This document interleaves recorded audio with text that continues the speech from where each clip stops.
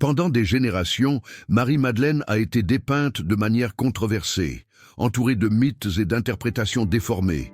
Mais que se passerait-il si tout ce que vous pensiez savoir à son sujet était faux? Une femme fidèle, courageuse et centrale dans le récit chrétien, dont la véritable identité a été obscurcie par des erreurs historiques. Marie-Madeleine est sans aucun doute l'une des figures les plus emblématiques et en même temps mal comprises du christianisme.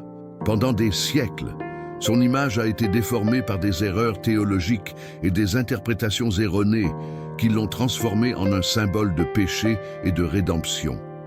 Souvent, elle a été dépeinte comme une prostituée repentie, une femme marquée par son passé qui a trouvé le salut en suivant Jésus.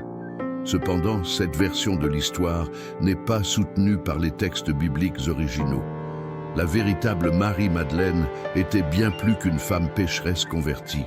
Elle a été l'une des disciples les plus fidèles du Christ, la première témoin de la résurrection et une figure centrale dans la diffusion du christianisme primitif. Ce texte cherche à rétablir la vérité sur sa vie, sa mission et son importance dans l'histoire de la foi chrétienne. La confusion autour de Marie-Madeleine a commencé au VIe siècle, lorsque le pape Grégoire Ier, dans un sermon, commet une grave erreur. Il fusionne trois personnages féminins distincts des évangiles en une seule figure. Le pape associa Marie-Madeleine à la pécheresse anonyme qui oint les pieds de Jésus dans Luc 7 et à Marie de Béthanie, sœur de Marthe et de Lazare. Cette interprétation erronée a solidifié l'idée selon laquelle Marie-Madeleine était une prostituée convertie, une vision qui a persisté pendant plus de 1000 ans, influençant l'art, la littérature et la théologie. Ce n'est qu'en 1969, lors du Concile Vatican II, que l'Église catholique a officiellement révisé cette interprétation et a déclaré que Marie-Madeleine ne devait plus être identifiée comme la femme pécheresse de Luc 7. Cependant, l'image de la prostituée repentie était déjà profondément enracinée dans la culture chrétienne, perpétuée dans les sermons, les peintures et les films. Mais qui était donc la véritable Marie-Madeleine? Marie-Madeleine est née à Magdala, un village de pêcheurs prospères situé sur les rives de la mer de Galilée. Son origine suggère qu'elle venait d'une famille aisée, ce qui est corroboré par le récit biblique qui la mentionne comme l'une des femmes qui finançait le ministère de Jésus. Luc 8, 2-3. Ce passage indique que Marie possédait des ressources financières propres, ce qui était rare pour une femme à l'époque, suggérant qu'elle était une figure respectée dans sa communauté. Au 1er siècle, la Palestine était sous domination romaine et le peuple juif vivait dans l'oppression et l'espoir messianique. Marie-Madeleine, comme beaucoup d'autres, attendait un libérateur. Sa vie a changé radicalement lorsqu'elle a rencontré Jésus, un maître qui parlait d'un royaume où les opprimés seraient libérés et les cœurs brisés restaurés. Marie-Madeleine a vécu des années sous l'angoisse avant de rencontrer Jésus. Les évangiles racontent qu'elle a été libérée de 7 démons par lui, Luc 8, 2. Cette libération n'a pas été seulement un acte de guérison physique, mais une transformation spirituelle profonde et définitive. À l'époque, les maladies psychologiques et spirituelles étaient souvent interprétées comme des possessions, ce qui amenait beaucoup de personnes à être marginalisées, isolées et considérées comme impures par la société. Mais Jésus voyait au-delà de la maladie et de l'exclusion. « Le Seigneur est ma lumière et mon salut. De qui aurais-je peur » Psaume 27, 1. Il voyait en Marie-Madeleine non pas une femme condamnée, mais quelqu'un qui avait la capacité de se relever et de devenir un témoin vivant du pouvoir transformateur de la foi. En la libérant, il lui a rendu sa dignité, lui permettant de reconstruire son histoire et de trouver un nouveau but. La guérison de Marie-Madeleine a été une restauration complète de son âme. Elle a expérimenté ce que Paul enseignerait plus tard. Si quelqu'un est en Christ, il est une nouvelle créature. Les choses anciennes sont passées. Voici, toutes choses sont devenues nouvelles. 2 Corinthiens 5, 17. Son passé ne la définissait pas, mais bien la grâce qu'elle avait reçue. Avec son esprit renouvelé, Marie est devenue une disciple fervente. Elle a commencé à suivre Jésus non seulement par gratitude, mais par une foi authentique. Alors que beaucoup la voyaient encore comme la femme du passé, Jésus la voyait comme un exemple de ce qu'est la véritable rédemption. « Venez à moi, vous tous qui êtes fatigués et accablés, et je vous donnerai du repos. » Matthieu 11, 28.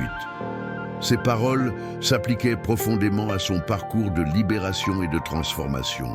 Son histoire montre qu'il n'y a aucune condition si perdue que Jésus ne puisse restaurer. Marie-Madeleine n'a pas seulement été guérie, elle a été appelée à quelque chose de plus grand. Tout comme le Christ l'a libérée, il continue de libérer tous ceux qui cherchent en lui un nouveau commencement. Après sa guérison, sa gratitude était telle qu'elle est devenue une suiveuse dévouée. Contrairement à ce que beaucoup imaginent, Marie-Madeleine n'était pas une femme marginalisée et sans ressources. Au contraire, elle était une figure influente et possédait des biens. Son engagement dans le mouvement de Jésus n'était pas passif, mais actif. Elle finançait et accompagnait Jésus et ses disciples, veillant à ce que le message soit porté à beaucoup. Son engagement allait au-delà de la dévotion religieuse. Marie a été témoin de nombreux miracles, a écouté directement les enseignements du Christ et a participé aux moments cruciaux du ministère. Alors que beaucoup voyaient Jésus seulement comme un prophète ou un guérisseur, elle comprenait la profondeur de sa mission et l'importance de suivre ses pas. Le moment le plus douloureux de la vie de Marie-Madeleine fut la crucifixion de Jésus. Alors que beaucoup de disciples fuyaient par peur, elle est restée aux côtés du Maître jusqu'à la dernière minute. Elle était au pied de la croix, aux côtés de Marie, la mère de Jésus, et d'autres femmes, Jean 19, 25. La souffrance qu'elle a vue était inimaginable. Celui qu'elle avait suivi avec tant de foi mourait de la manière la plus cruelle possible.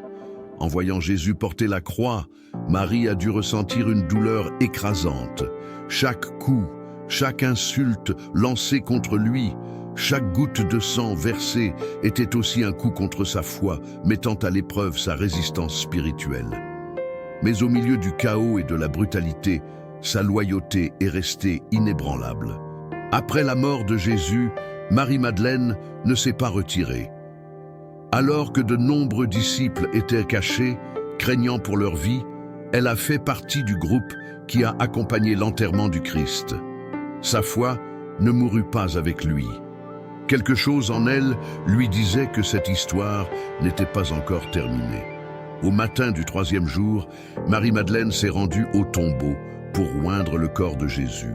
Son cœur était lourd, encore en train de traiter la douleur de la perte. Cependant, en arrivant là, elle a trouvé la pierre enlevée et le tombeau vide. Elle pleurait, prise de tristesse, lorsqu'elle entendit une voix familière appeler son nom, Marie, Jean 20, 16. En levant les yeux, elle vit Jésus vivant devant elle. Le choc, le soulagement et la joie étaient indescriptibles. Elle a été la première personne à témoigner du Christ ressuscité. Cette scène marque l'un des moments les plus puissants du christianisme. Jésus a choisi Marie-Madeleine comme la première témoin de la résurrection, lui confiant la mission de porter la nouvelle aux apôtres. Ce choix défie toutes les normes culturelles de l'époque et renforce le rôle fondamental des femmes dans l'Église primitive. Avec le temps, la véritable histoire de Marie-Madeleine a été obscurcie, mais les preuves théologiques et historiques montrent qu'elle a été bien plus qu'une pécheresse repentie. Elle a été une leader, une fidèle suiveuse et la première annonciatrice de la résurrection du Christ. En récupérant sa véritable histoire, nous sommes invités à réfléchir sur le rôle des femmes dans l'Église et à reconnaître que le message de Jésus transcende les limites humaines. Marie-Madeleine est un symbole de foi, de courage et de rédemption, un témoin vivant de la transformation que le Christ opère en ceux qui le suivent. Marie-Madeleine a été libérée par la puissance de Jésus, et son histoire nous enseigne que personne n'est au-delà de la grâce de Dieu. Comme elle, nous portons tous les marques du passé, mais en Christ, nous pouvons être restaurés et trouver un nouveau but. Aujourd'hui, je t'invite à prier avec moi. Ensemble, cherchons cette même transformation, en laissant derrière nous ce qui nous retient et nous empêche de vivre pleinement à la lumière du Seigneur. Ferme les yeux, confie ton cœur et prie avec moi cette prière puissante. Seigneur Tout-Puissant, je viens devant toi avec le cœur ouvert, cherchant ta présence et ta grâce restauratrice, tout comme tu as libéré Marie-Madeleine, qui a été tirée des ténèbres pour marcher dans ta lumière. Je crie ta miséricorde sur ma vie. Tant de fois, je me sens prisonnier des erreurs du passé, des culpabilités qui insistent à me suivre, mais je sais qu'en toi, il y a pardon, guérison et renouvellement. Père bien-aimé, purifie-moi de tout ce qui m'éloigne de toi.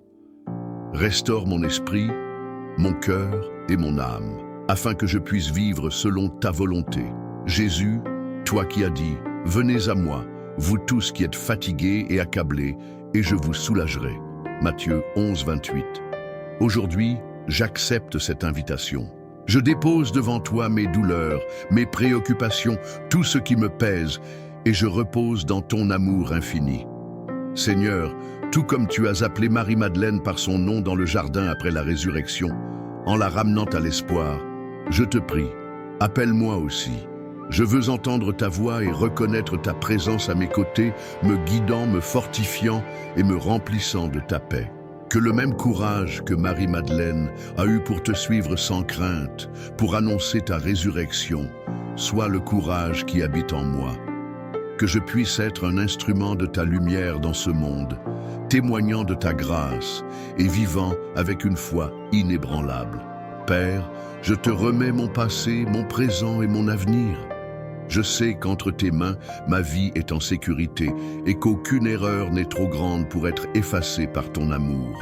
Enseigne-moi à vivre comme une nouvelle créature, à croire en l'impossible, à avoir confiance que le meilleur reste à venir. Au nom de Jésus, je déclare que je suis libre. Les ténèbres n'ont plus de pouvoir sur moi, car si le Fils vous affranchit, vous serez réellement libre. Jean 8, 36. Amen. Si cette prière a touché ton cœur, sache que Dieu écoute. Il a déjà commencé une œuvre dans ta vie et le meilleur reste à venir. Peu importe ce qui est resté derrière, le Seigneur t'appelle à un nouveau temps. Commente ci-dessous. Si cette prière a parlé à ton cœur, écris « Amen » ou partage comment Dieu a agi dans ta vie. Ensemble, renforçons notre foi. Partage avec quelqu'un qui a besoin de cette prière. Tu peux être le canal que Dieu utilisera pour transformer des vies. Continue de chercher, continue de prier. Dieu a des plans incroyables pour toi.